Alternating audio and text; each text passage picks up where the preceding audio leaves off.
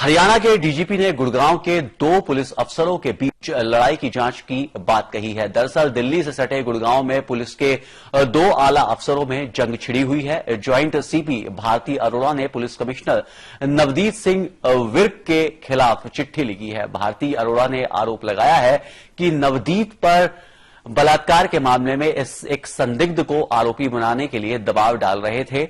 दूसरी तरफ police commissioner Navdeep भी यह कहकर उन्होंने चिट्ठी लिखी कि भारतीय बलात्कार के आरोपी को बचाने की कोशिश कर रही हैं, क्योंकि आरोपी की बहन का वो परिचित है। भारती अरोड़ा ने अपनी चिट्ठी में यह भी आरोप लगाया कि पुलिस कमिश्नर उनके करियर को खराब कर सकते हैं। आपको बता दें कि दोनों आला अधिकारियों ने डीजीपी को अपनी अपनी चिट्ठी भेजी है। आइए अब आपको सुनाते हैं जो सीपी भारती अरोड़ा और पुलिस कमिश्नर नवदीप सिंह विर्क ने एक दूसरे पर क्या आरोप लगाया है। मैंने कहा सर ये केस तो बिल्कुल झूठा है, ये 375 की डेफिनेशन में भी नहीं आता।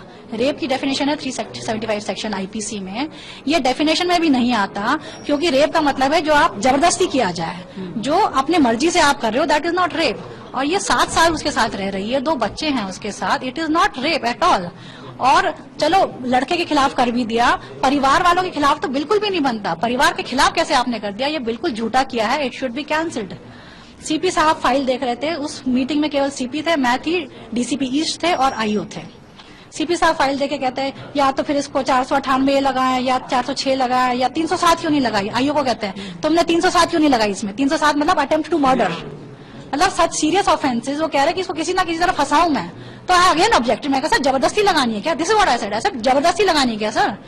और ये जो भी डिस्कशन हुआ है, सीपी साहब के कमरे में सीक्रेट कैमरा लगा हुआ है, ये सारा डिस्कशन उस कैमरे में है। मैंने डीजीपी साहब से रिक्वेस्ट किया सर ये हो रहा है यहाँ पे, ये कैमरा आप सीज करिए और देखिए किस तरीके से जबरदस्ती उस परिवार को फंसाने की कोशिश की जा रही है।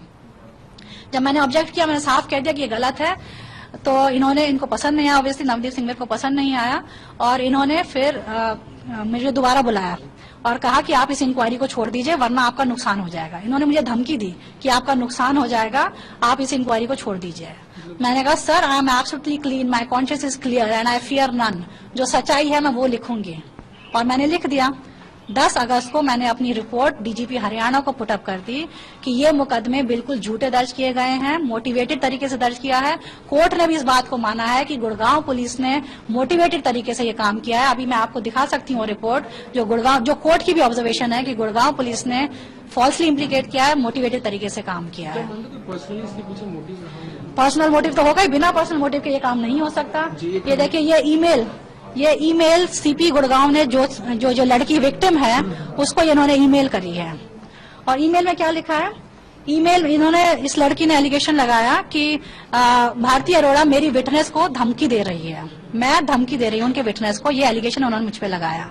तो सीपी गुड़गांव ने एक ईमेल लिखी है, जो ये सो कॉल्ड रेप विक्टिम है, ईमेल लिखी है, और उसमें ये कह दिया, जो लेटर उन्होंने मुझे लिखा, जो official communication from commissioner of police Gurgaon to joint CP जो एलिगेशन दिया, उसकी कॉपी लगा के इस प्राइवेट पर्सन को दे दिया, उन्होंने ईमेल कर दिया, ये दिखाने के लिए ताकि ये जो लड़की है जो रेप विक्टिम है वो ये कह सके कि सीपी मेरी मुट्ठी में है, जो मैं कहूंगी सीपी वो करेगा।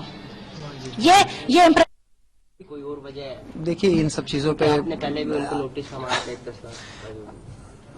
देखिए अब ये सब रिकॉर्ड की बातें, ऑफिशियल मैटर्स हैं, इसमें क्या बोलना है। अब ऑफिशियल हमारा डिपार्टमेंट इन सब चीजों से डील कर रहा है। वो ये कह रहे हैं कि आपने उनको अपने ऑफिस में बुला के धमकाया और ये जो रेप का केस है मैं बता चुका हूँ कि ये एलिगेशंस गलत हैं, उनके खिलाफ इंक्वायरी करके उनके खिलाफ एक्शन लेने के लिए हमने डीजी साहब को लिखा हुआ है, उस पर एक्शन किया जा रहा है। अब कोई अपने बचाव में कुछ बोलेगा तो मैं उसके बारे में क्या कह सकता हूँ। सीबीआई इंक्वायरी की मांग उन्होंने की है, कोई कुछ भी कर सकता है।